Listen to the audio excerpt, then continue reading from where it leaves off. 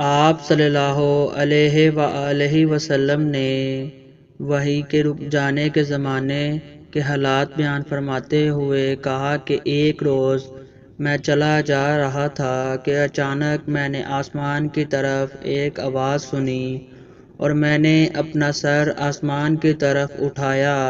کیا دیکھتا ہوں کہ وہی فرشتہ جو میرے پاس غار حرا میں آیا تھا وہ آسمان و زمین کے بیچ میں ایک کرسی پر بیٹھا ہوا ہے۔ میں اس سے ڈر گیا اور گھر آنے پر میں نے پھر کمبل اوڑھنے کی خواہش ظاہر کی۔ اس وقت اللہ پاک کی طرف سے یہ آیت نازل ہوئی، اے لحاف اوڑھ کر لیٹنے والے، اٹھ کھڑا ہو اور لوگوں کو عذاب الہی سے ڈرا اور اپنے رب کی برائی بیان کر اور اپنے کپڑوں کو پاک صاف رکھ اور گندگی سے دور رہ۔ اس کے بعد وحی تیزی کے ساتھ پے در پے آنے لگی۔